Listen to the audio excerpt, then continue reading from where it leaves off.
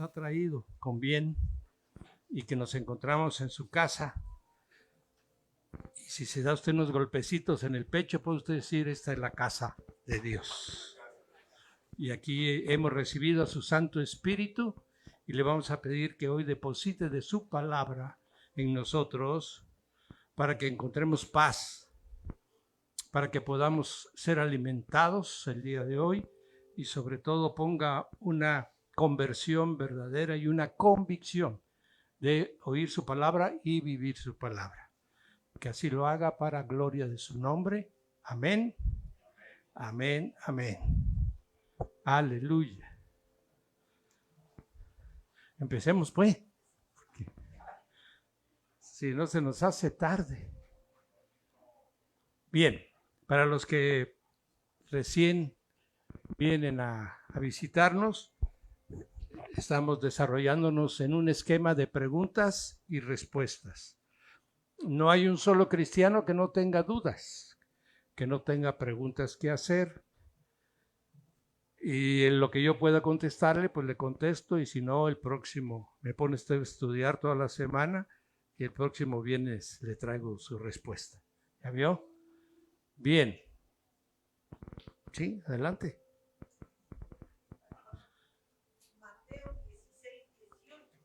Mateo 16, 18. 16, 18 es la confesión de Pedro. Sí. O sea, sí lo dice aquí verídico que Pedro es una roca en el hielo. Eso es lo que usted cree porque bien, usted está recién convertida. Pues no viste el libro. ¿Me leyó usted mal? Ahorita le explico. Con mucho gusto. Mateo 16, 18 es la mentira más grande que la Iglesia Católica ha tomado para establecer el señorío, que no viene de ellos, sino viene del Imperio Romano. El que hace que la Iglesia Católica nazca no es la fe de los cristianos, sino el decreto de un emperador romano. La Iglesia Católica Apostólica, que es su nombre original, nace en el mes de junio de 382, en un decreto que hace el último emperador romano, Teodosio I. A partir del decreto que él saca de Milán, empieza a obligar a todos los ciudadanos romanos que deben de creer en esa fe, en ese.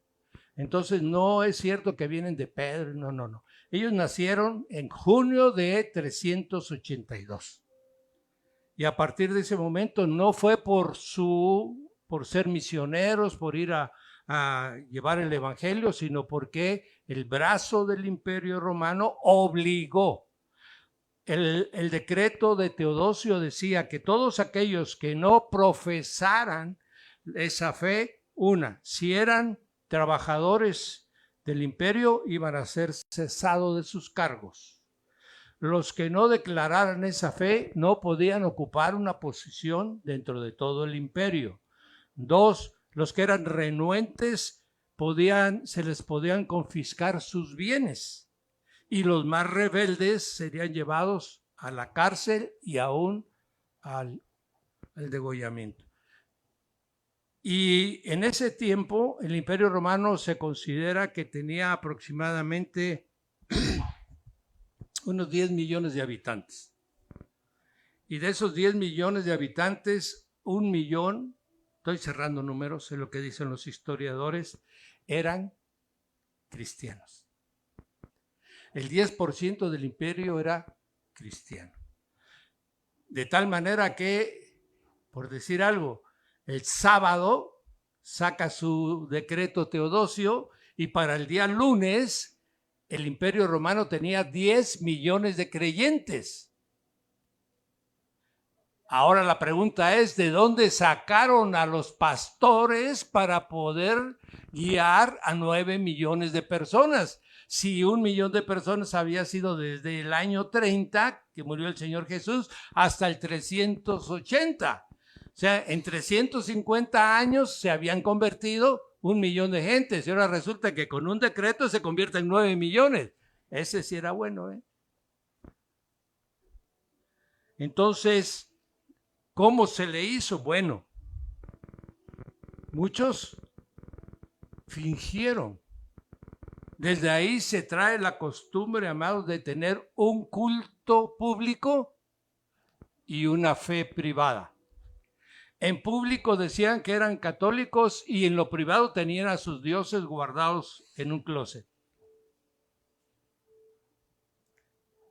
De tal manera que, como ya no había quien guiar, entonces empezaron a todos los sacerdotes paganos, adoradores de Minerva, adoradora de Isis, adoradores de Baco, adoradores de todos los dioses que habían, los agarraron y los hicieron pastores. Como ya tenían habilidad para el manejo del culto, como ya tenían habilidad para moverse, entonces todos esos los hicieron sacerdotes católicos apostólicos. ¿Ok? 2. En la forma de crianza de los romanos, el primogénito era varón. Si era mujer, en aquel tiempo, ¿verdad? No podía ocupar ninguna posición. Entonces, las familias nobles, al segundo hijo, lo hicieron pastor. ¿Por qué? Porque después ya el Imperio Romano le había concedido que a todos los que dirigían congregaciones cristianas no pagaran impuestos. Entonces la familia dijo, de aquí somos. Y entonces mucha gente de la nobleza se convierte al catolicismo. Y ahí empezó la organización y se transformó el culto. Primero el culto era en casas. Amén. Pero a partir de ese decreto les entregaron a la Iglesia Católica Apostólica todos los templos paganos del Imperio Romano. Y así donde el sábado adoraban a Isis, el lunes estaban adorando a Cristo.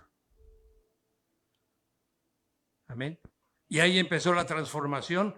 Estos nobles, gente, empezó a hacer un alto clero. O sea, la nobleza se empezó a comportar como nobleza y por lo tanto empezaron a haber divisiones en los creyentes. Por ejemplo, en la parte de adelante se sentaban ¿quiénes? Los picudos, así como mi hermano. Aleluya.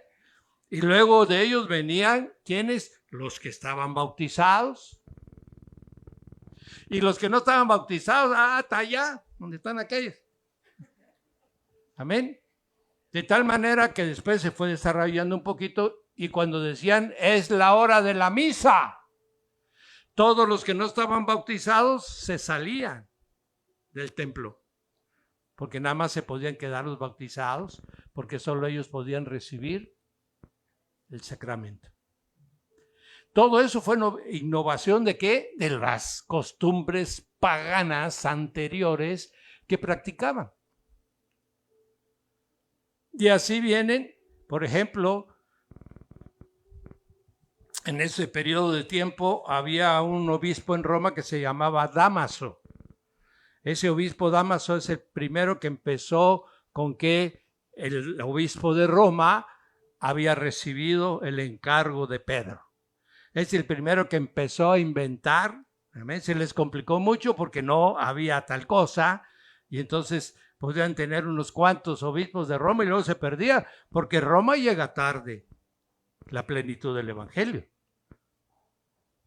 Y entonces este Dámaso es el que manda también a traducir la Biblia Septuaginta en la Vulgata Latina, que es la que la Iglesia Católica Apostólica acepta solamente como correcta. Y entonces le pregunto a usted, ¿y qué? Ahí dice Pedro. Hijo, poneme ahí donde dijo la hermana, Mateo 16, hasta. Primero, amados, ahora tenemos comas, ahora tenemos signos de puntuación, pero en aquel tiempo era corridito. Así que tenía que ser una gente que entendiera el texto para que pudiera leerlo. ¿Ok? Eso es muy importante entenderlo. Ahora que ya tiene coma, eso se lo pusieron. Entonces, vamos a leer, ¿le parece bien el texto? Bien. El Señor dice, bájame al 15, por favor, mi hijo. El Señor, ahí en Capernaum, termina y les dice, ¿quién soy yo para ustedes? Para ver si habían entendido. ¿En qué capítulo estamos? No estamos en el capítulo 4, no estamos en el 6, estamos en el... O sea, como que ya llevan 2, 3 añitos con el Señor, ¿verdad? Y entonces el Señor corría, mucha fama del Señor por todos lados, y le pregunta primero a ellos, ¿quién soy? ¿Quién dicen que soy? Entonces, unos dicen que eres Isaías, otros dicen que eres Juan, otros dicen que aquí, que para allá. Está bueno. Pero usted, y ahora ustedes, para ustedes, ¿quién soy? ¿Ya me revelé a ustedes o están igual que aquellos? ¿Verdad? ¿Qué es lo que pasa actualmente? Hay mucho cristiano que no se le ha revelado Cristo. Entonces todavía tienen al Cristo de Esquipulas, al Cristo de Copolla y al Cristo negro de no sé dónde, ¿verdad? Porque no se les ha revelado el verdadero Cristo. Entonces él les pregunta, ¿quién soy yo para ustedes? Y entonces Pedro dice, tú eres el Mesías, el Hijo del Dios viviente. Amén. Y entonces el Señor le contesta a Pedro, bendito, ¿verdad? Bienaventurado, bendito, eres tú, Simón, hijo de Jonás, porque no te lo reveló carne ni sangre, sino mi Padre que está en los cielos. ¿Quién se lo reveló? El Espíritu Santo. Amén. ¿Le vino qué? Una inspiración. Cuando viene una revelación del cielo a su vida, se llama inspiración divina, que es del Espíritu Santo a su espíritu, no a su cabeza, a su espíritu. Y no sabemos qué cosa es, sabemos ni entendemos, pero Él ya reveló. Y a nosotros ya nos quedó implantado esa revelación. Entonces Pedro ahí le queda la revelación, ¿verdad?, de que Él es el Mesías, el Hijo del Dios viviente.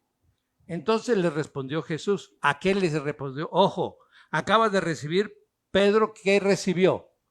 Revelación. Esta es la clave de este pasaje. Pedro está recibiendo revelación. Entonces el Señor le va a hablar ¿sobre qué? Sobre la revelación que acaba de recibir Pedro. No están en un diálogo humano. Están hablando de cosas divinas. ¿Ok? Entonces le dice, yo también te digo que tú eres, aquí dice Pedro, pero en el otro dice, yo te digo que tú eres Cefas. ¿Ok? Cefas, ¿qué significa Cefas en el griego? Piedra, pero una piedra que puede cargarla un hombre. Si el hombre es fuerte, pues podrá tal vez cargar una piedra de 100 kilos, ¿verdad? Si es enclenque, pues entonces será de a 30. Las cefitas es de a 30, ¿me explico? tú eres Cefas, eres piedrita chiquita, vamos a decir así, ¿verdad? Dice, y sobre esta roca, ¿no? Tú eres Cefas, piedrita chiquita, pero sobre esta roca, es que en toda la Biblia la roca es Cristo. Usted lee todo el Antiguo Testamento y usted va a entregar específicamente de Deuteronomio, capítulo 31, se lo recomiendo que lo lean. Ahí va a decir, la roca, vuestra roca, te apartaste de tu roca y la roca y la roca. La roca es Cristo o la piedra angular, ¿verdad? Son dos. Entonces dice, y sobre esta roca, ¿verdad? Que te ha sido revelado, yo edificaré mi iglesia. La iglesia está solo edificada sobre un fundamento. Pablo dice que solo hay un fundamento. Yo, perito arquitecto, en el libro de Corintios dice yo, Pablo, perito arquitecto, ¿verdad? Les mostré el fundamento y el único fundamento es Cristo. Ya de ahí para arriba ya cuida cada quien cómo construye, ¿sí? Cómo edifica su vida cristiana. Con fe, viviendo la palabra, ¿verdad? Orando, leyendo la escritura. Entonces estoy edificando yo mi vida, este cuerpo. ¿Ok? Entonces, ese es el contexto general, real. Está súper estudiado esto en cuanto a la manera como el griego se escribía, ¿verdad? Cómo se podían ligar los términos. Y entonces ahí la roca de la que está hablando el Señor Jesús. Imagínense qué tan roca, bueno, qué tan Cefas era Pedro que negó al Señor 3 veces. Imagine usted que estuviera sobre Pedro creada la iglesia. Ahí estaríamos todos como estamos, ¿verdad? Estamos porque queremos. Pero realmente el Señor dice y lo ratifica en Mateo capítulo 7, amén, 7:30 o 32, dice, aquel que oyere todas estas palabras y las hiciere, lo compararé a un hombre que está parado sobre la roca. Entonces, el catolicismo fue inventando cosas. ¿Por qué? Porque no era una organización espuria. Era una organización creada por hombres. Sí, pero también adelante nos da las llaves a nosotros. Ahorita le vamos a poner, no solo se la dio a Pedro. ¿Se la dio a usted? ¿Me la dio a mí? Sí, no somos cualquier cosa. ¿Ok? Entonces, resulta que con el tiempo la Iglesia Católica empezó, después de que persiguió, porque lo primero que hizo el catolicismo fue perseguir a los verdaderos cristianos. Ya estuviesen en Egipto, estuviesen en Cartago, estuviesen en Anatolia, estuviesen en cualquier lugar. Empezó a perseguir a aquellos que no se sujetaron a esa organización humana. Ya después de que pudo deshacerse de todo, empezó a inventar su sustento. ¿Ok? Por ejemplo, hasta ahorita la Iglesia Ortodoxa de Oriente no reconoce al Papa. Así que no toda la Iglesia Católica, ¿verdad?, reconoció al Papa, solamente aquellas que fueron derivadas de Italia, que de Italia se fueron a Europa, ¿verdad? Pero toda la otra mitad que es grandísima, que es Grecia, que es todo lo que es Turquía, todo lo que es Egipto, Rusia, Ucrania, todo esos son ortodoxos. ¿Ok? Entonces, en hermenéutica hay 4 formas de interpretar la escritura. Una de ellas es el método, ¿verdad?, dogmático. ¿Cuál es el método dogmático, pastor? Aquel que ve en un texto bíblico, su interpretación y tuerce toda la escritura para que la escritura diga lo que quiere que diga. Ese es el método dogmático. Un ejemplo, bueno, que usted me está llamando, aplicaron el método dogmático. Ellos de antemano dijeron, no, nosotros somos la única. Entonces vamos a buscar en dónde nos soportamos, de dónde nos agarramos, y solamente se pueden agarrar de 2 textos de toda la escritura. Este que está usted leyendo y el otro donde le dice Juan, capítulo 22, el Señor le dice a Pedro, cuida mis ovejas. ¿Ok? Entonces ahí está, al Pedro lo están nombrando oveja. ¿Ah? Lo están nombrando el mero cabecilla. Y uno dice, bueno, si era el mero cabecilla, ¿por qué no se agarró la posición que tenía? Porque resulta que en Jerusalén durante casi 15 años el que mandó fue Jacobo. No mandaba Pedro. Y si lo quiere usted dudar, búsquelo usted en Hechos de los Apóstoles, capítulo 15. Ahí va usted a ver que el que lleva todo el control del concilio de Jerusalén, donde se dice qué cosa estamos obligados a guardar los gentiles, amén, lo lleva Jacobo, no lo lleva Pedro. Entonces hay muchas. Otra, ¿dónde murió Pedro? ¿Dónde murió Pedro, Frank? Váyate a saber, ¿cómo es aquel? Váyate. ¿Ah? No. Doc, ¿dónde murió Pedro? O como decía aquel, no ha muerto porque está en nuestro corazón. ¿Usted, mi amado? No, todavía. Oh, él está en Sicilia. ¿Qué andaba haciendo ahí el Pedro? Dick, ¿dónde murió Pedro? Italia.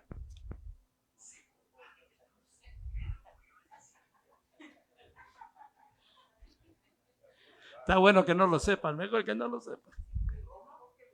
No. Lea usted la primera carta de Pedro.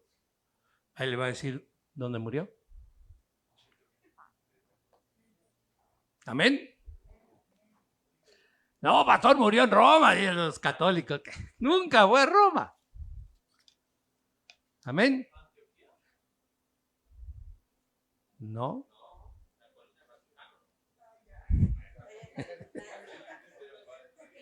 ¿Verdad que está interesante? ¿Cuánto chisme estamos metidos y lo creímos? Y para que vean,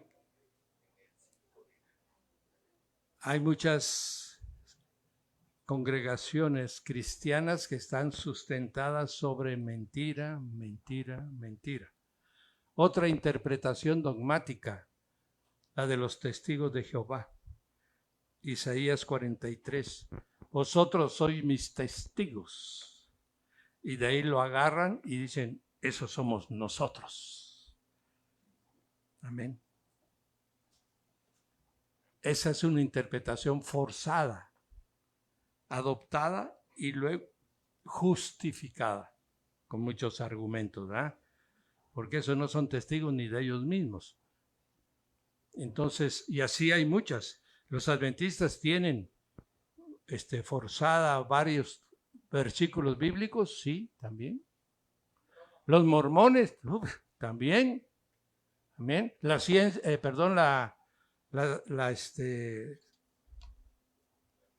la ciencia cristiana también. Y esas se han ido poco a poco convirtiendo en sectas.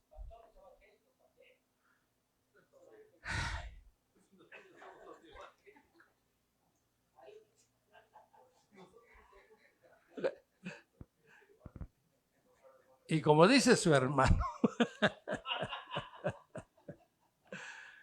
si usted puede ser alguien que está torciendo la Biblia, ¿eh? Usted puede estar aplicando la interpretación dogmática de la Biblia y está usted viviendo conforme a sus principios. Usted está haciendo la interpretación dogmática de la Escritura. ¿Cuál es la mejor forma de interpretar la Escritura? el método histórico gramático. El método histórico gramático considera el lugar donde se desarrolló el evento y en el contexto que se desarrolló el evento y qué significan las palabras, amén, para que no le estemos dando interpretación del año 2000 cuando tiene interpretación del año 30-50, amén. ¿Sí, amado? A ver, mijo. Sí, falso. Sí, eso es lo que dice el catolicismo, eso es lo que ha ido promoviendo. ¿Para qué? Para justificar. Porque miren, le voy a decir cómo, ahorita antes, cómo iba agarrando una iglesia más ascendencia que otra. No, pues aquí estuvo el apóstol Tomás, por decir algo. Aquí comió Tomás, vivió 3 años. Entonces el pueblo dice, entonces han de tener el evangelio, ¿verdad? Correcto. Y luego otro así. Entonces resulta, ¿dónde murió el apóstol Juan?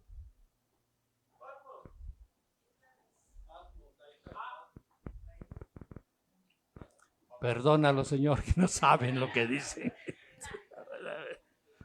Amén. Entonces, el apóstol Juan muere en Efeso. En Efeso. Amén. Y entonces, como Juan vive en Efeso y es pastor de las 7 iglesias que aparecen en Apocalipsis 2 y 3, entonces esa gente de esa zona, ¿verdad? De Antioquía, eso es Antioquía, ahora es Turquía. Amén. Entonces los antioqueños decían, nosotros somos los que tenemos el mejor mensaje, porque aquí estuvo Juan desde el año, ¿verdad? Llegó de 50 años y murió de 100, así que durante 50 años, y ciertamente así era, Antioquía tenía la mejor doctrina. Amén. Entonces, ¿cómo le tenía que hacer Roma para que fuera más que Efeso? Bueno, ustedes tienen a Juan, es uno, pero nosotros tenemos a Pedro y tenemos a Pablo. Dos mata uno. Esa es la razón por la cual sacan el rollo de que murió Pedro en Roma. Amén. Y entonces, que muere Pablo sí murió en Roma, Pedro no murió en Roma. Amén. El próximo viene los que lean la primera carta de Pedro, ¿verdad? Ya platicamos de dónde murió Pedro. ¿Ya vieron? Bueno, entonces esa era la razón por la que ellos argumentan la muerte de Pedro en Roma. Pregunta, ¿y dónde está enterrado? Resulta que Pedro muere en Roma y nadie sabe dónde está enterrado. Sí, ellos argumentan, pero no, han hecho excavaciones, inclusive como a principios un poquito después del año 2000, hicieron una gran bulla de que habían encontrado el cráneo de Pedro en las catacumbas, en varias excavaciones que hacen, y ya después, pues ya ven que hay muchos métodos científicos, resultó que el cráneo era de un joven de 30 y tantos años y que no había muerto de muerte natural, porque ahí en las catacumbas hay miles y miles y miles de tumbas. Entonces, ahora le voy a preguntar, ¿dónde está enterrado Pablo?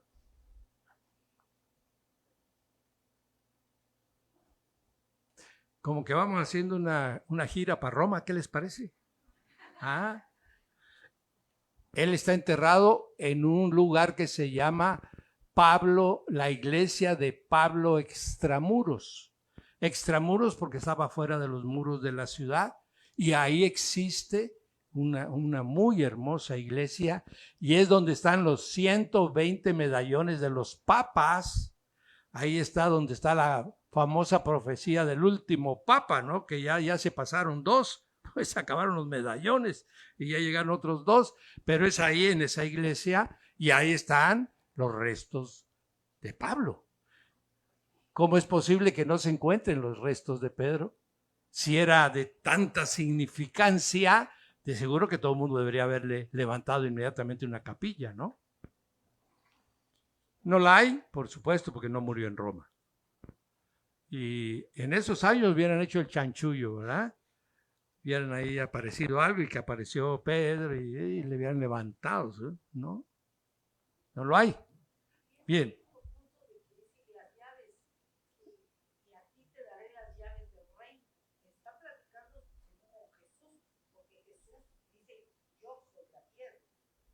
Roca.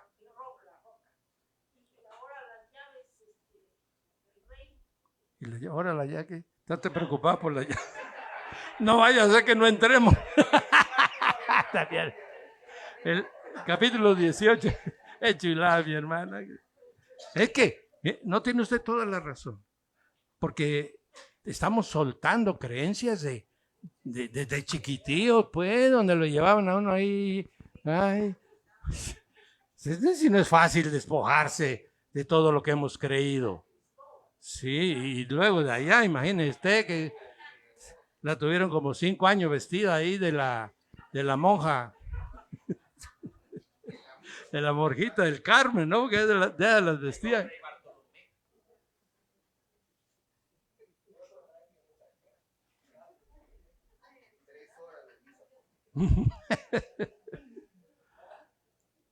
Sí, le digo. Adelante, adelante. Amén. Espérame tantito.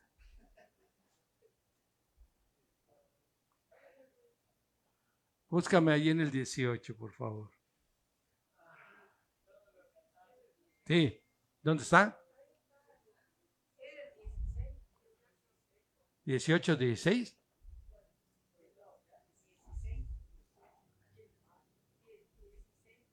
Búsquemelo ahí en su... ¿Cuál? Sí.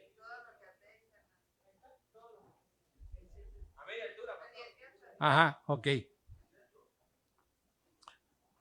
Aquí está hablando el Señor de cómo perdonar a un hermano.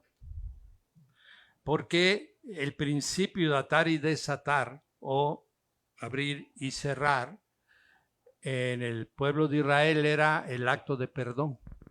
Si alguien era perdonado, eximido, entonces era desatado, ya no tenía ese cargo, ya no tenía esa denuncia, ya no estaba, ya no había sido señalado como tal cosa, ¿verdad? Entonces ya le daban la absolución y entonces lo desataban. Eso se hace ahora nosotros con el perdón. Si usted no perdona a alguien, lo tiene atado. ¿Ah? ¿A quién? ¿A usted? Ahí lo está arrastrando toda su vida. Amén. Entonces, en esta parte, el Señor les dice lo que le dijo a él, porque las llaves son: lo que atares en los cielos será desatado. Lo mismo. Si de cierto os digo que todo lo que atéis en la tierra será atado en el cielo, y todo lo que desatéis en la tierra será desatado en el cielo. Ahora regrésenlo para que vea la hermana que es las palabras que están en el 16. Amén. Por favor. Frank, 16, 19. Ok. Ahí está. Tú eres Pedro, bla, bla, bla, bla, bla. Y a ti te daré. ¿Y qué dice en el 18? No, pero lea usted: y a ti te dará las llaves del reino, y a todo lo que ates en la tierra. ¿Para qué sirven las llaves? Para atar y desatar, para abrir y para cerrar. No, estamos en otro contexto. Ahorita le estoy demostrando que lo mismo que le dijo a Pedro, se lo dijo a todos los apóstoles. Se lo dijo a la iglesia. No, en ese momento le está diciendo a él porque le está revelando, ¿verdad?, el poder que les va a dar. Y como ahí es un diálogo nada más del Señor con Pedro. Porque mire usted, súbele un poquito, mijo. Ahora mire usted, en el 16:23, cuando el Señor le dice: necesito ir a Jerusalén, padecer mucho de los ancianos, de los principales sacerdotes, de los escribas, y debo ser muerto y resucitaré al tercer día. Entonces, eso le está diciendo a Pedro, ¿verdad? Y entonces Pedro lo agarra en la manita, así como acostumbramos, ¿verdad? A veces, ven y para acá. Señor, ¿cómo que te vas a morir? Me acabas de nombrar, ¿verdad? Y resulta que te estás muriendo. No, Señor, dice, ten compasión de ti, mira el gran mentiroso. Amén. En ninguna manera a esto te acontezca. Y entonces, ¿qué le dice el Señor? ¿En qué capítulo estamos, mi amada? No estamos en el 20, en el mismo que le dio las llaves. ¿Y ahora qué le está diciendo? Pero él volviéndose le dijo a Pedro, quítate delante de mí.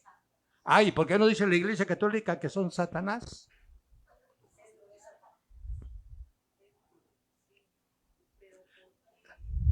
Entonces, todo aquel que va escogiendo de la Escritura lo que le conviene es un falsiario. ¿Sí? Amén. ¿Verdad? Porque si digo, no, pues también dijo. Es como la higuera. ¿No? Israel es la higuera. Y cuando veas que la higuera está verde, sí, pero también la maldijo. De eso no hablan, de la maldición de la higuera no hablan, nomás hablan de igualito. Todo el mundo anda agarrando lo que les conviene, ¿para qué? ¿Y por qué? Ahora, la pregunta es, ¿por qué pegan esas cosas si no están en la Escritura? Porque la mayoría no. Sí, sí. Lo dijo el apóstol. Amén. Hermano, a los que ya el Señor nos llamó a libertad, que nos sacó de las tinieblas, estar cayendo otra vez, siguiendo a aquellos que están hijos del diablo, que están fuera de lo que Dios manda, pues allá van a ir. Esos son los ciegos, guías de ciegos. Sí, pues, pero yo con ellos no me voy a ver. Esos no van a entrar, así. Porque aquel que se le dio la palabra y no la quiere vivir, es su problema. Es como ahorita. Yo con mucho gusto y vendré y les enseñaré. Y si usted lo quiere creer, créalo. Lo quiere usted vivir, vívalo. ¿Quiere usted ver a Cristo? Qué bueno. Porque yo y mi esposa lo vamos a ver. Amén. Yo espero que usted también lo vea, pero ese ya es su problema. Amén. Ok.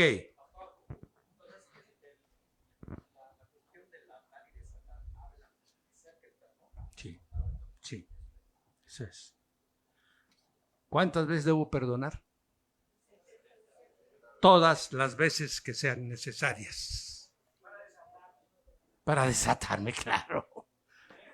Así es, el que se desata, yo desato. Pero cuando uno perdona a alguien, dice, oye hermano, perdóname, mira, sí, me quedé con tu paga y todo está bien. ¿Te arrepentiste? ¿Estás arrepentido? Sí, te lo voy a ir devolviendo poco a poco. Está bien, no hay problema. Yo te perdono, te bendigo, te desato libre. Y yo me desato de ese sentimiento que tenía contra ti. Los dos estamos desatados. ¡Ay, qué rico! Pero no te voy a olvidar de mi paga. Entonces, amén.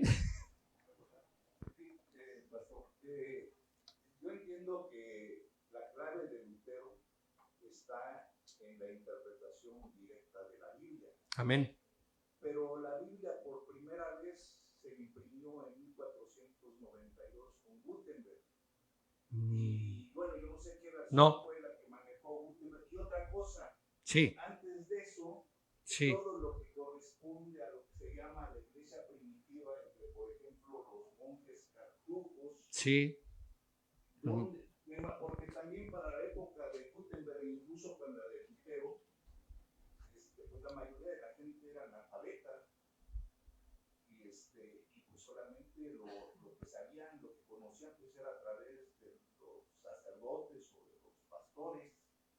Pero lo que más me inquieta, bueno, no me inquieta, pero me pregunto, bueno, se habla de que la clave de la difusión de la Biblia está en la imprenta con Gutenberg y ahí empiezan a verse ya las versiones de Lutero, las versiones de Calvino. Amén, le explico.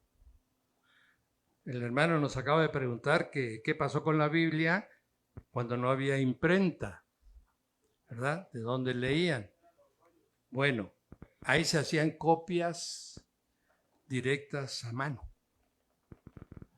Los grandes copistas que se fueron especializando fueron los monjes en los conventos. La Iglesia Católica empieza a replicar las copias. Ahora, ¿copia de qué Biblia dirán, verdad? La Vulgata Latina. La Vulgata Latina quedó escrita en el año 400, a partir de ese momento en latín. ¿Ok? A partir de ese momento se convierte en la Biblia oficial del cristianismo, ¿verdad? Del cristianismo católico, y en los monasterios sí las reproducían. De tal manera que todos los reyes tenían copias de la Biblia, todos los monasterios tenían diferentes copias de la Biblia, entonces sí existía. El problema era la interpretación de la Biblia. De tal manera que, ¿cuál es la Biblia que toma Lutero para su conversión? La Vulgata Latina. Amén. Él leía, él se convierte en doctor en las Escrituras. Hasta ese momento es un católico 100%, de los meros de San Cristóbal, ¿no?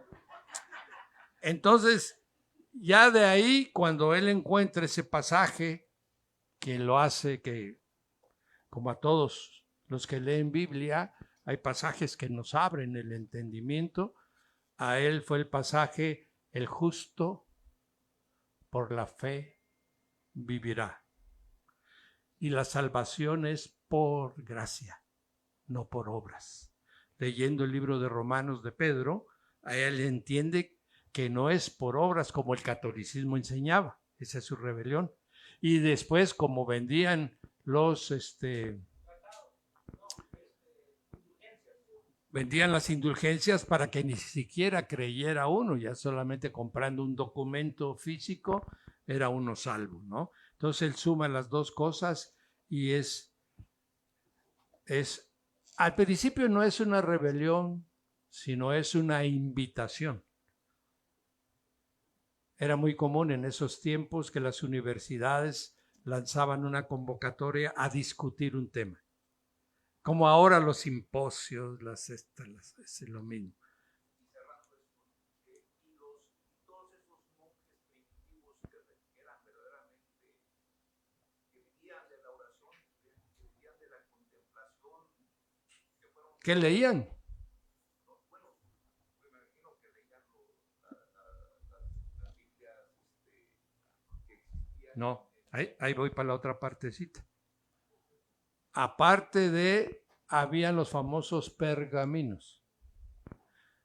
Los códices, que son una acumulación de hojas pequeñas que tienen origen en el cuaderno romano. Los cristianos la desarrollan y hacen que en un mismo cuaderno tengan muchas hojas. Y así se empezaron a escribir el libro de Timoteo, el libro de los tesalonicenses. Entonces, de tal manera que muchos tenían colección de esos cuadernos. Eso era lo que leían. Amén. Y luego entre las comunidades se intercambiaban. Ya tenés vos, ahora como dicen, ya tenés el de tesalonicenses. No, esa no la tenemos. Ah, te lo presto, copialo y me lo das. ¿Y vos cuál tenés? No, Apocalipsis, préstamela. Entonces había un intercambio del conocimiento, ¿verdad?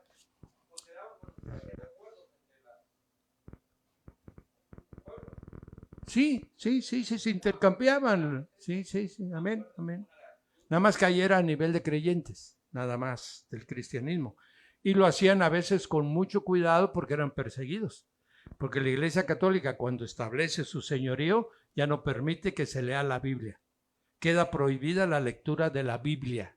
En el año 770, la Iglesia Católica Apostólica y Romana, ahí ya se agregó su cachito, amén, prohibió que cualquier particular leyera la Biblia, que solamente podía ser leído si tenía al lado un sacerdote, que le explicara porque era tan burro a la gente que no iba a poder entender, pero el sacerdote le iba a decir qué es lo que decía la escritura. ¿Ok? Entonces se hacía con mucho cuidado. Por eso otra de las grandes cosas que sí debemos reconocerle a Lutero es que él tradujo la Vulgata Latina al alemán de todos los días. Ese fue el primer libro que se tradujo a una lengua vernácula. Luego sería el inglés con ¿verdad? Con la King James. Luego seguirían las de los Países Bajos, Suiza, Holanda. Luego vendría la de Reina Valera, 1500. Y ahí empiezan todos los pueblos a su lengua vernácula. Ahí se explota el conocimiento de la Biblia y ahí es donde pierde el control el catolicismo, ¿verdad? Entonces, lo copiaban a mano, como a veces ahora algunos lo hacen también. Por cierto, les doy un consejo. Lea usted la Biblia empezando con Mateo y escríbala en un cuaderno. ¿Ya vio? Y va usted a ver cómo va a aprender Biblia. Una sola vez que la lea, porque mire, usted le va a leer así. Este es el libro de las generaciones de Jesús, hijo de Abraham, hijo de David. ¿Ya la habló? ¿Ya lo oyó? Y ya la escribió. 3 por 1. Así que cuando termina usted, ya lo leyó 3 veces el Nuevo Testamento. Y como lo va usted escribiendo, se le va quedando las palabras. Amén. Se lo recomiendo. Hay los que lo hagan, van a aprender mucha Biblia. Amén. Los que no lo hagan, pues van a seguir yendo. ¡Ay, el apóstol! Amén. Bueno, gloria a Dios.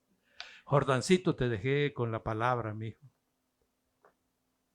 Fíjese, pastor, que hoy Juana me había dado vuelta a unas cosas algo que le quería compartir. Tené cuidado porque ese es león rugiente que no hay hablado. Decir a usted, pero el domingo el Espíritu Santo me encendió, pues, la verdad.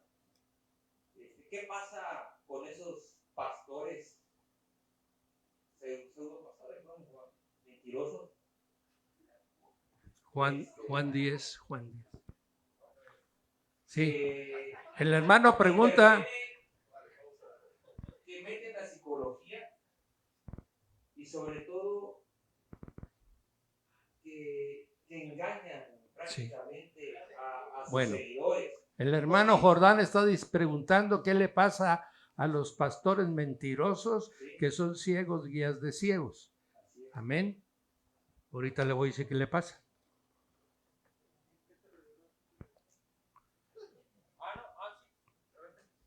Aleluya. Es que yo le voy a decir a usted hoy. No, yo no. Bueno, a usted. No, a usted. Porque le voy a decir al pastor Raúl, esto me está preguntando qué me reveló. Ya no critiquemos a los otros pastores, ya no critiquemos Amén. a las congregaciones. Amén. Porque lo pensé, pastor. Amén. Porque lo pensé, pastor. Pero dije, ya que nos enfoquemos en lo de nosotros, diremos que. Pero me tocó ir a una iglesia en San Cristóbal, precisamente, el domingo pasado. Sí, no fui aquí. A veces que estoy trabajando y me agarra ahí, pues tengo que. Pero realmente, ¿cómo engañan a la gente, pastor? Bueno. Lo que pasó, y dice. Voy a traducir porque hay unos que están allá afuera diciendo que estará diciendo ese Jordán. Jordán está diciendo que fue a San Cristóbal y fue a una iglesia de la prosperidad donde le pidieron de su paga y le dijeron que si no daba su paga no iba a ser bendecido. Y los que no den son unos pecadores. Y entonces salió condenado de esa iglesia. Y dice que ya no va a regresar ahí, que va a ir a una iglesia de sana doctrina, que ya no va a perder su tiempo. No, y ahí dice, ciertamente tiene razón.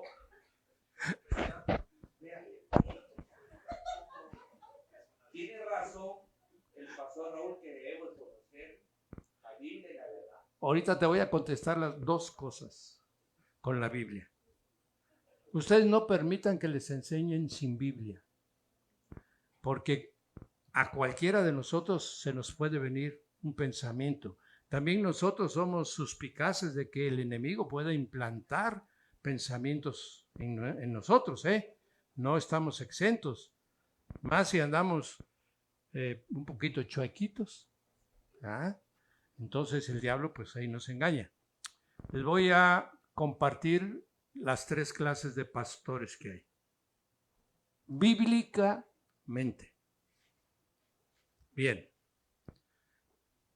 De cierto os digo que el que no entra por la puerta en el redil de las ovejas, sino que sube por otra parte, este es. ¿Quién es la puerta? Jesús. Nadie puede tener un ministerio que no se lo haya otorgado Jesús de Nazaret.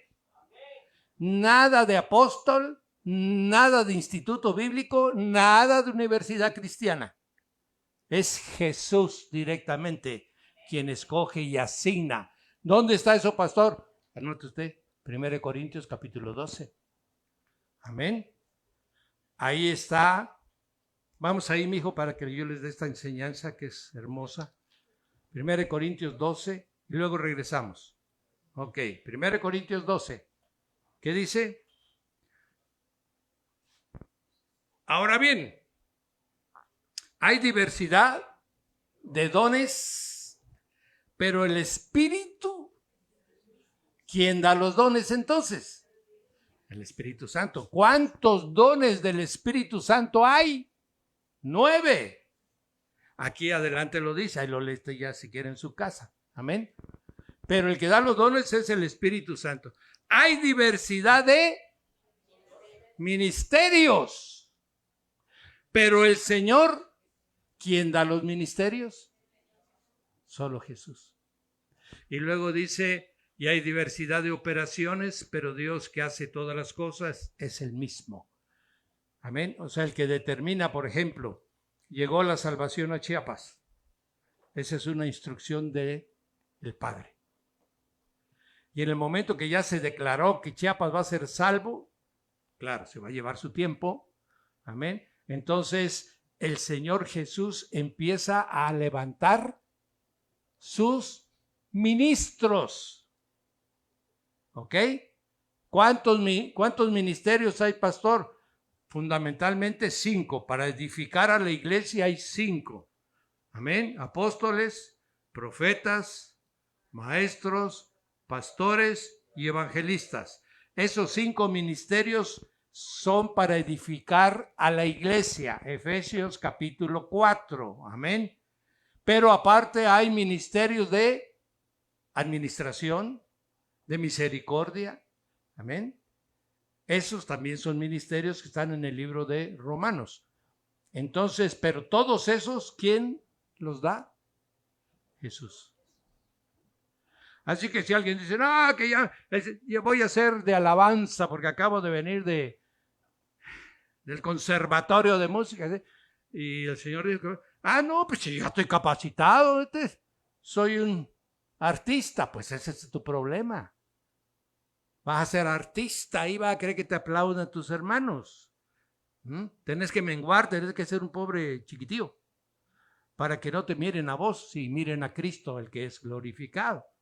¿Verdad? Entonces el Señor no nombra, ojo, jamás va a nombrar a un orgulloso. Jamás. Esos son del diablo. Esos tienen la pinta de Satanás y son parte de él. Él siempre va a nombrar a alguien que le va a dar la gloria, porque él no comparte con nadie su gloria. Dios es. Aleluya. Entonces, olvide usted, si lo mira usted que camina así como, amén, salga usted corriendo, mi hermano. Aleluya. Porque ese va a ejercer dominio, señorío, y lo va a tratar a usted como un empleado. Amén. Ese jamás. Porque aquí, usted cuando vaya y camine y le platica a alguien de Cristo, tiene que decir, sí, cierto. Este se parece a Cristo, ve cómo es de buena gente, ¿verdad? Amable. Siempre está pendiente de nosotros. Cuida hasta el chuchito de la casa, lo cuida. ¿Qué? Amén. Porque si entra usted a su casa y lo agarra, está pataja a la pobre, ¿verdad? A la Pinky, como dice aquí mi hermano. Usted no es hijo de Dios. Amén. Entonces, aquí estamos dando, ya sabemos. Entonces, el Padre determina lo que va a pasar en cualquier parte del universo. 2, el Hijo entra en acción porque es el verbo en acción. Amén. Y él empieza a nombrar fulano, sutano, pengano.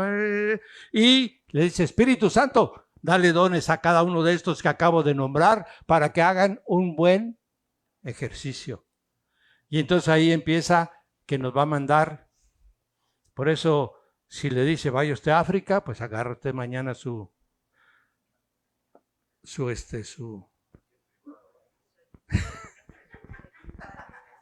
agarra usted su colectivo. Agarra usted su colectivo. Amén. Y ya se va usted para allá. Él le va a ir dando todo, etcétera, etcétera. Pues si lo mandó él, pues se lo va a pagar el viaje. Aleluya, lo va a dar todo. Allá cuando llegue usted, allá lo va a encontrar un negrito. Allá, ahí viene usted, hermanita. Ah, sí, órale, pues venga usted. Vamos a comer león. Entonces, todo lo tiene organizado, mi hermano. Sí, por ahí un testimonio precioso de un indígena que el Señor lo manda allá al África.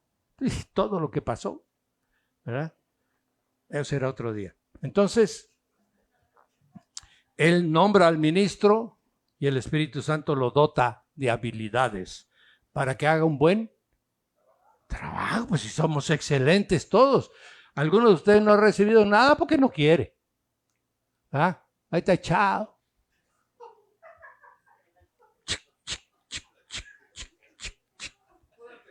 A puro Netflix, ¿ah? Ay, el otro día me dijo, pastor, ¿qué enseñanza? Estuve viendo en Netflix Los Escogidos, Dichosen. Vamos a... Maestrazos dos. Amén. Bueno, entonces así es el asunto. Ahora regresemos, mi hijo, a Juan 10. Los traje aquí para que vean que sin Cristo no hay nada, es pura mentira. Todo el que se autonombre se metió en un gran lío. Aleluya. Entonces, el que entra por la puerta a través de Cristo, porque Él es el que nombra a los ministros, ¿ok? Si no, si sube por otra parte, ¿qué quiere decir? Que es un... ¿Quiénes son esos, pastor? Los que de repente llegan a su casa y en la sala de su casa compran sillas de madera, se compran su atril, amén, y se autonombran pastores.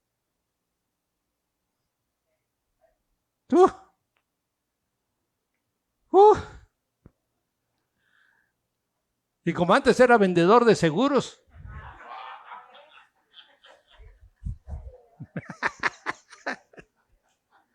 O era político.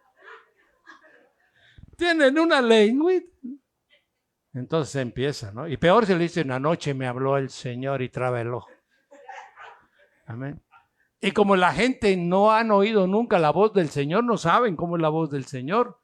No saben que cada que el Señor habla, exhorta. Anote. Me dijo el Señor que me va a mandar a las naciones, pero que ustedes son los primeros, los que tienen la primicia de mi ministerio. Van a ser bendecidos abundantemente. Ya, el rollerío. El otro,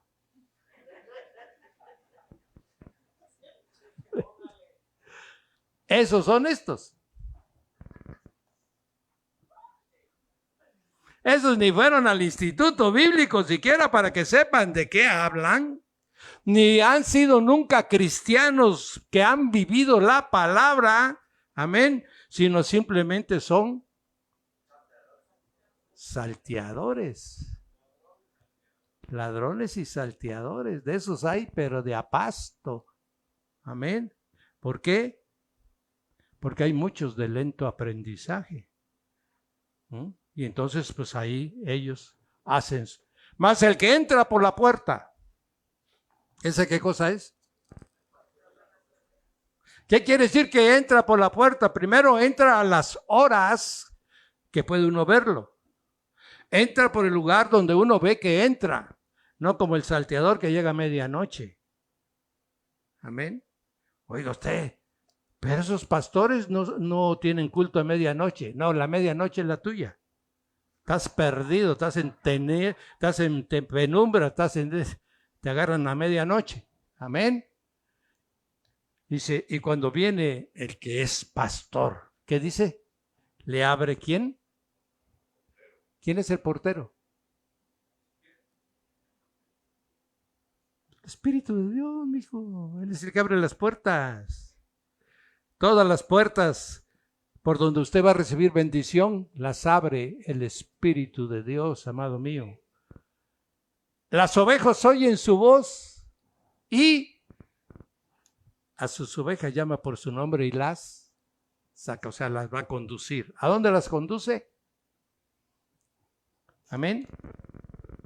Para que coman, ¿qué? Pasto. Y ahí entra el Salmo 23. ¿La vieron? El Señor Jesús es mi pastor. Nada me faltará. Aleluya. Ese es ese. Amén. No que estás vos de puro zacate. Amén. No, verdes pastos, mi hermano. Ahí. Sí. Abajo de un arbolote, mi hermano. Una chulada. Y corriendo las aguas mansas. A eso nos llamó el Señor. Amén. Ya cuando sacó a todas, va delante de ellas. Las ovejas le siguen porque le conocen. Mas al extraño no lo seguirán, sino huirán de él porque no conocen la voz de los extraños. Oiga, pastor, pero yo conozco unas congregaciones donde hay gente que dirige las congregaciones y mira usted cómo los maltratan. Amén. Además de que los exprimen allí, los maltratan, mire usted. ¿Y cómo es que los siguen? Ahí va. Un espíritu jezabelítico, que es un espíritu de dominio y de manipulación, puede someter a un espíritu débil. ¿Quién es un espíritu débil, pastor? Uno que no sabe nada de Biblia, uno que no sabe de la Escritura, uno que no ora, uno que no está buscando pastos fuertes, uno que con puro zacate se da por bien servido.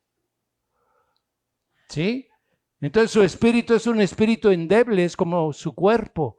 Entonces el espíritu fuerte de manipulación, de dominio, ese está guiado por espíritus. Y entonces ese puede someter a toda. ¿A cuántos, pastor? A 5,000, a 10,000, a 20,000. O a casi toda una nación. Dominio sobre otro. ¿A través de qué? Espíritus. Por eso muchos están en lugares donde saben que no deben de estar y no se salen. Porque su espíritu está sometido al espíritu fuerte. Hasta que llegue a un nivel de que su espíritu ya puede solo luchar contra ese espíritu. Sí, fuera de mí. O deja de someterme, o yo busco la luz, o lo que usted quiera o mande, y el Espíritu Santo obra en usted, y entonces usted sale a libertad. Porque una cosa, amado mío, le quiero decir esta tarde. Si el Hijo del Hombre os libertare, seréis verdaderamente libre. Si usted no es libre, amado mío, busque usted qué está haciendo, dónde está. Porque usted debe de buscar aquello que le da libertad. ¿Qué es lo que nos da libertad? Si vosotros permaneciereis en mis palabras, me seréis verdaderamente libres. Pero si usted está en un lugar donde la palabra es engañosa, si usted está en un lugar donde la palabra es mentirosa, si usted está en una palabra donde la palabra es distorsionada, usted será siempre esclavo de la falsa palabra. Esto es Juan 10. Está ahí, por eso el enemigo dice, oye usted, podríamos decir, oiga usted, yo tengo a mí mi primo, prima o hermana, lo que sea, en una congregación donde son herejes esos y no sale, mire usted. Amén. Pues la tiene sometida. Otro espíritu más fuerte que ella. Y Cristo no ha llegado a su vida. Porque si Cristo hubiera llegado ya a su vida, ya se hubiera ido. Ya sería libre. Amén. Súbele un poquito, mijo. El ladrón no viene sino para hurtar, matar y destruir. Amén. ¿Se acuerda usted del salteador y ladrón? Ok. ¿Eso se dedican a qué? A robar, matar y destruir. ¿A robar qué? Le pueden robar hasta la salvación, amado mío. Con una doctrina falsa, hasta la salvación le van a robar. Y entonces lo van a matar. Y ya que está usted muerto, destruido va usted a ser en el lago de fuego. Amén. Y esto está anunciado. Y luego dice, todavía, dice, pero yo he venido para que tengan ¿qué? ¿Para que tengan qué? Entonces, ¿dónde está que toda la noche parece lobo usted?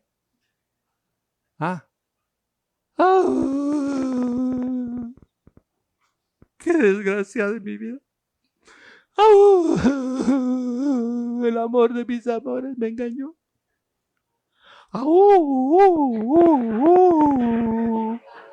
No me alcanza la paga. ¿Usted hijo de quién es? Pues del lobo. Pero si usted es hijo de Dios, usted está feliz toda la vida. Amén. Hoy nomás tenemos para comer. Qué bueno. Así que ya no vamos a ir esta noche a la noche de Liverpool. Aleluya. No tiene paga, pero nomás vienen las luces. ¿Llevar la tarjeta? Sí, los 3 llevo.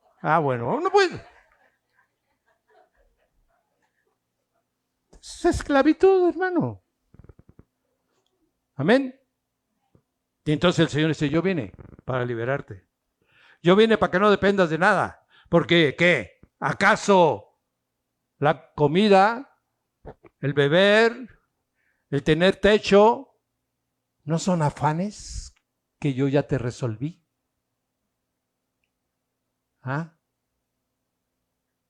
¿Por qué no mejor buscas el reino de Dios y su justicia? Y te voy a agregar todo lo que quieras. Si me lo pides, creyéndolo, yo te lo doy. Pero primero busca el reino. Amén. ¿Y dónde está el rey? Está la verdad.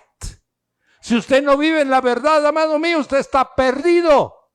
Aunque tenga usted las mejores intenciones del mundo.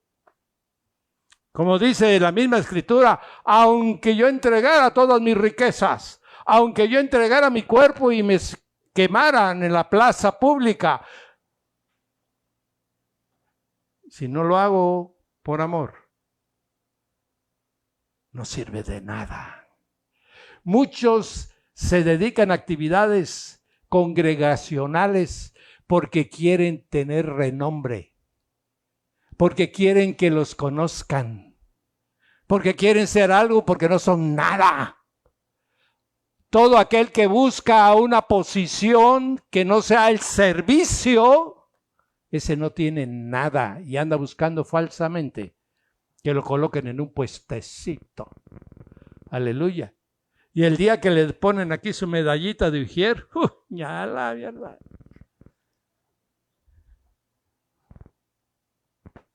Amén. Y entonces dice que yo soy, yo soy el buen pastor. ¿Qué más dice?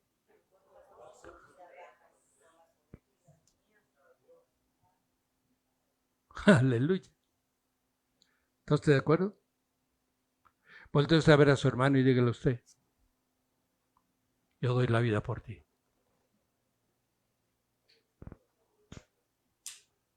Ya se puede empezar a reír, mi hermano, no hay problema.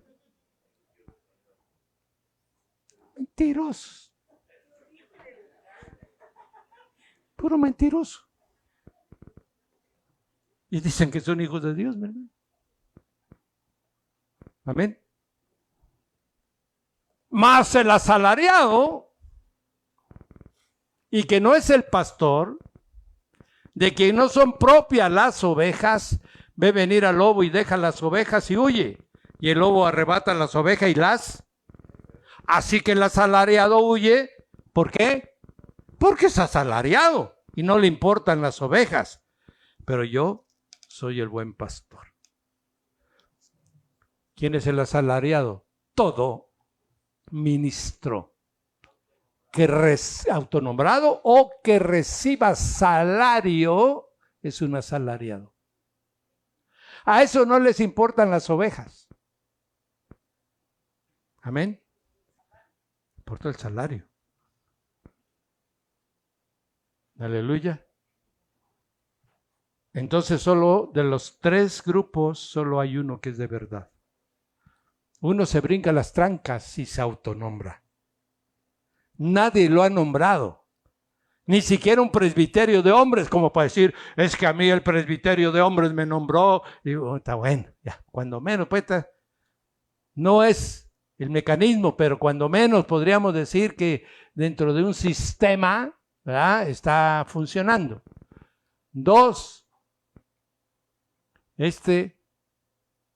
no solo se autonombra, mi hermano, sino que se pone salario. Y entonces se contrata con uno, se contrata con otro y se contrata con otro. Amén. Pero hay el tercero, el que Dios ha puesto.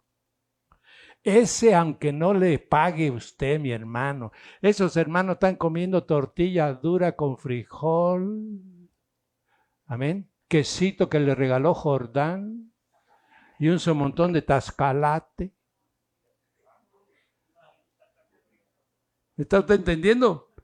Esos no tienen necesidad de nada, porque el Dios de la gloria los sostiene, porque el Dios de la gloria les paga, porque el Dios de la gloria les cumple sus promesas que están escritas. Se no le interesa si le dan o no le dan. Él sabe que tiene el Señor de la plata y el oro y que le va a llegar su bendición. Aleluya. Así que este es el mal. Por eso, Jordán, no andes de aquí para allá.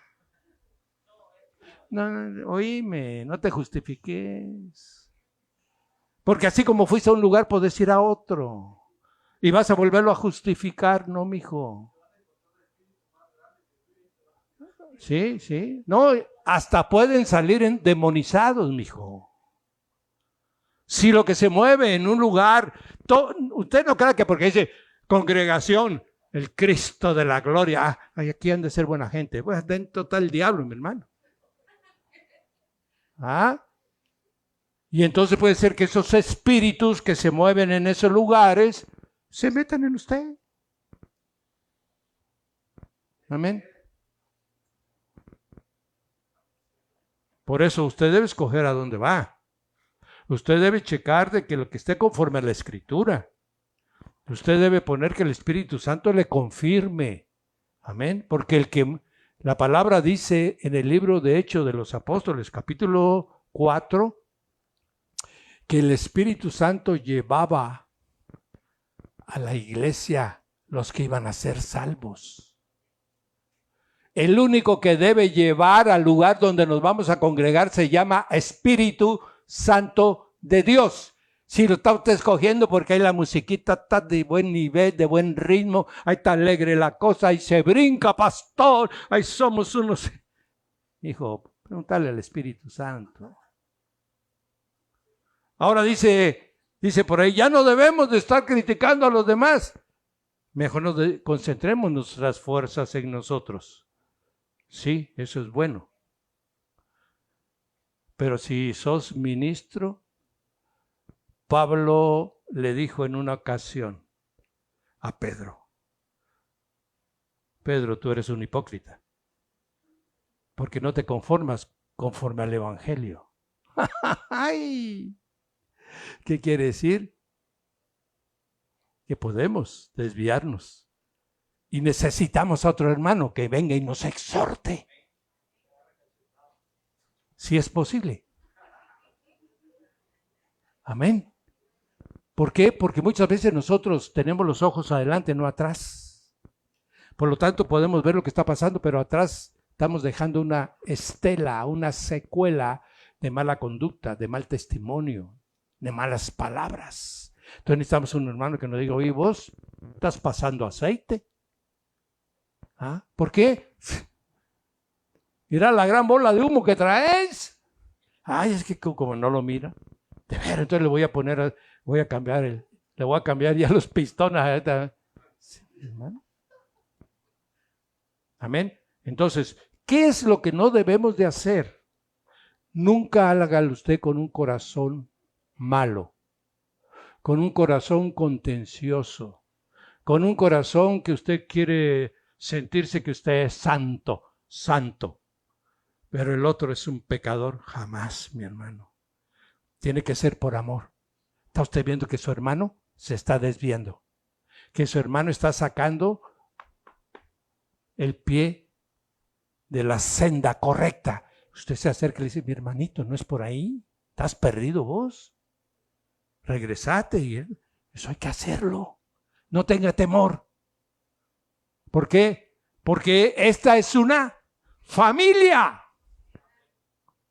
Y la familia se cuida, la familia se ama, la familia se protege, la familia se ayuda. Si eso es en el mundo, imagínese usted en el reino de los cielos. La familia de Dios no se va a preocupar. Como se llama, ay, oye, usted que el Jordán se fue a meter allá y que le volaron su cartera. Ah, está bueno, ¿para qué se anda metiendo? Que le roben. No.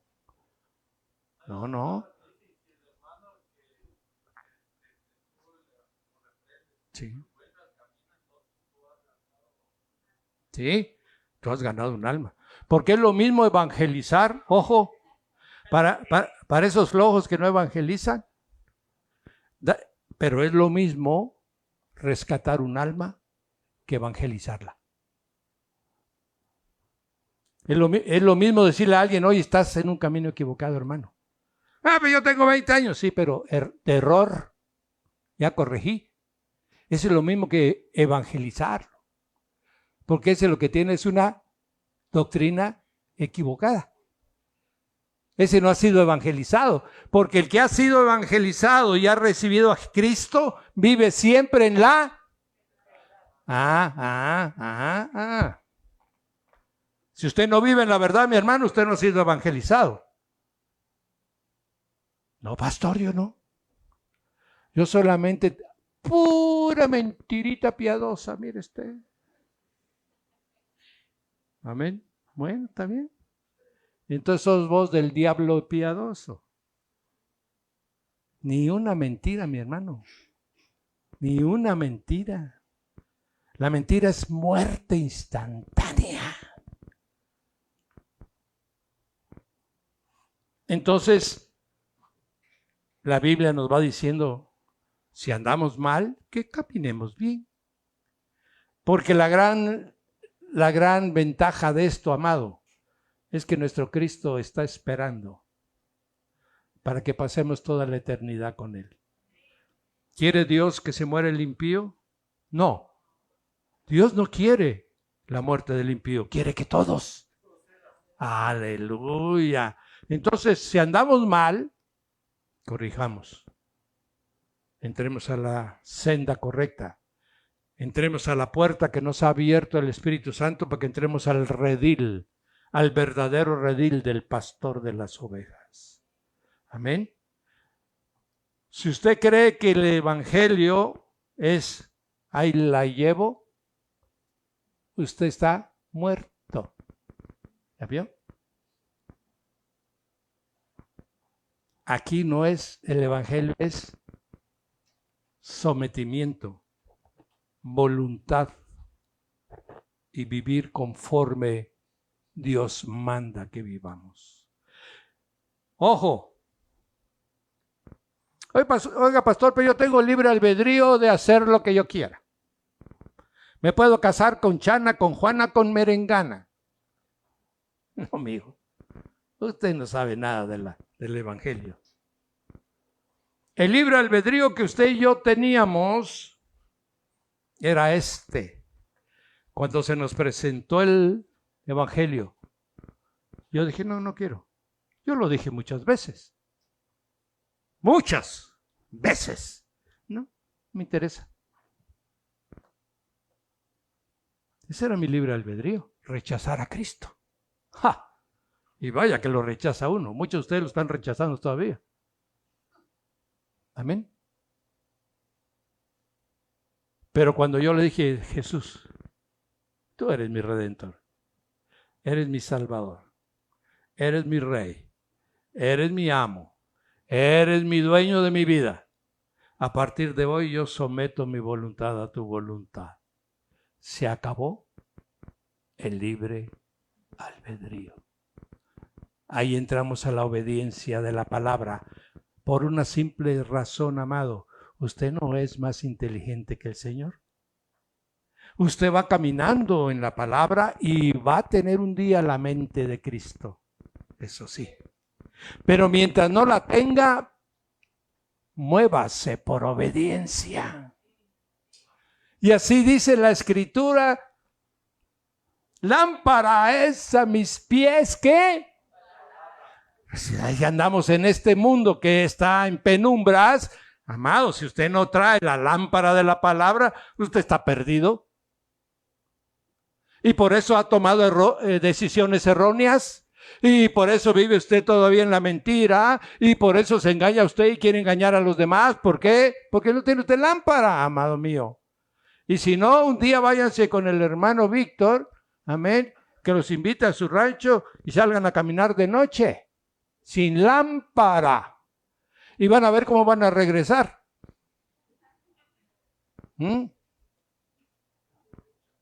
Oye, ¿vos dónde te cayó tu zapato? Ay, no, yo que estaba ahí, ya me di cuenta que cayó el zapato. Háganlo. Si no, cuando menos vaya usted al joyo mayo.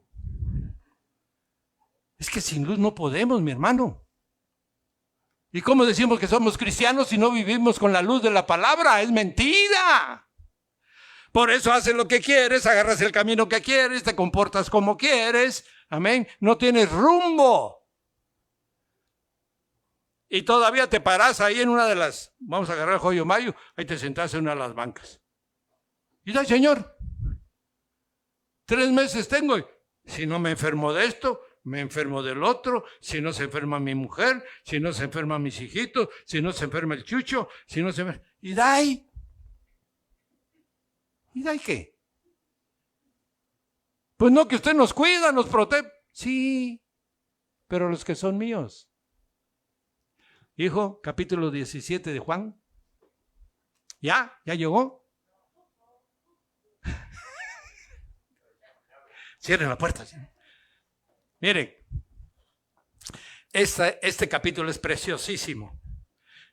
Aquí el Señor Jesús está orando por nosotros.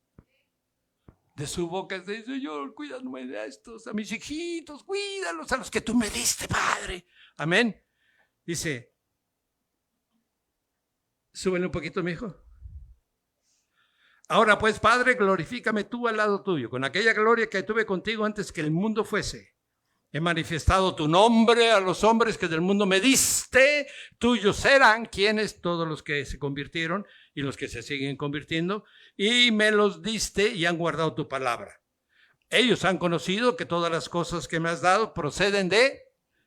Ok. Las palabras que tú me diste, yo se las he dado. Ellos las recibieron. Y han conocido verdaderamente que salí de ti y han creído que tú me enviaste. Ahora bien esto, dígalo usted con voz alta, por favor. Yo ruego, no ruego, sino por los que me diste, porque tuyos son. La mayor parte de los cristianos no son de Jesús.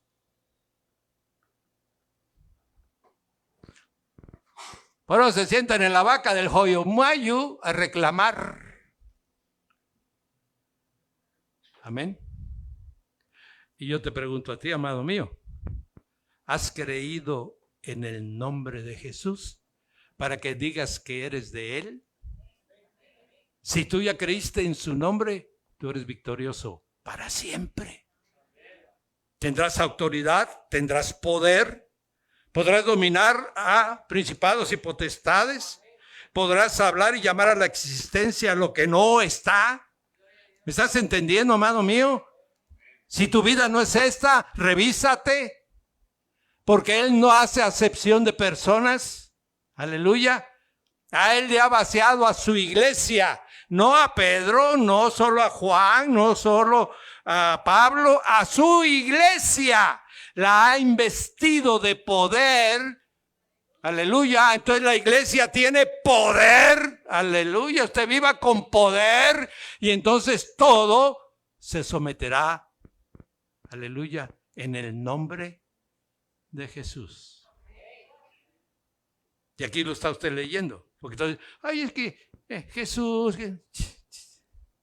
Solo por los que son suyos. ¿Estamos entendiendo? Revísese. Porque a lo mejor usted es de Él, pero su cabecita está en confusión. Puede ser que su corazón se lo haya usted entregado al Señor, pero usted está esperando, tiene usted expectativas que se manifiesten cosas materiales que no le corresponden. Aleluya. Si usted no vive levantándose el día y diciendo, gracias Señor por este nuevo día, ¿tiene usted problemas? Si usted come sus huevitos y le dice, gracias Señor, estos huevos, se le pasó de sal, ay, gracias Señor, yo también soy sal de la tierra, para adentro. Amén. No que hace usted un gran lío con la muchacha o con la esposa. ¿De qué estoy hablando, amados? Viva usted todo el tiempo en oración. ¿Qué cosa es? Pablo dice, vivamos en oración todo el tiempo. ¿Qué cosa es oración? Mencionar la palabra en todos los actos de nuestra vida, amado mío.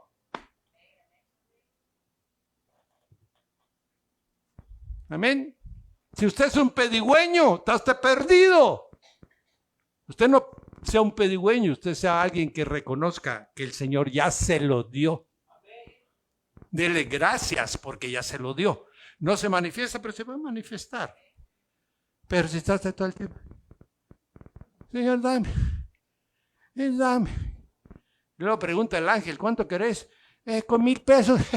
Deja de quitar tiempo. Ahí hay uno de a 100,000. Amén. Pronuncie usted 1,000. 100. 1,000,000. ¿No es lo mismo? Sí.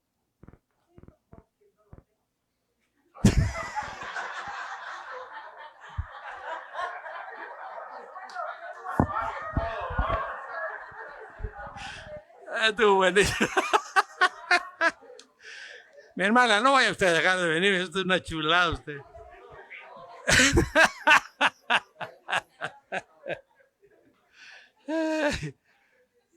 ¿Qué le estoy queriendo decir? Que son las mismas palabras.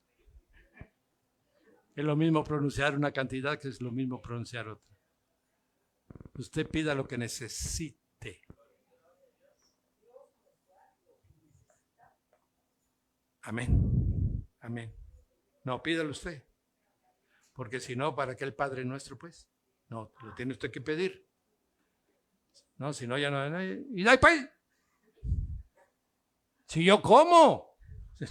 Está reclamando. No pedí, compa. Bien, amados, creo que ya va siendo hora, ¿verdad? Entonces, ha sido una hermosa tarde. Nos vemos, vamos a orarle al Señor. Gracias, Padre, hermoso. Se está cumpliendo lo que tú dijiste, que tú veniste a darnos vida y vida abundante. Que tu palabra se deposite en cada uno de mis hermanos, Padre, para que no sientan tristezas, para que no sientan angustia, no sientan desespero. Porque todo aquel que necesidad tiene, amado mío, lo único que el buen Señor está haciendo, que tengas paciencia y confíes en Él. Para que pases a otra dimensión de los hijos de Dios y verdadero.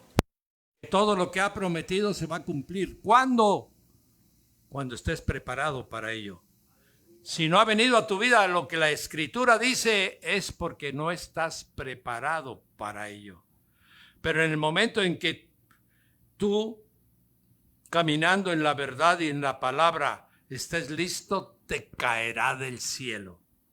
Aún sin pedirlo, el Señor sabe que ya estás preparado. Y sobre todo, para que seamos mensajeros de su reino, siervos de ese gran Señor. Amado, le dejo Mateo capítulo 11, 28. Mansos y humildes. Y usted se va a encontrar en cada camino que vaya la abundancia del bien de Dios. Y los mansos heredarán la tierra. Que así sea en el nombre poderoso. Benditos sean todos, amados. Y aquí nos veremos, si Dios lo permite, el próximo viernes a las 6 de la tarde.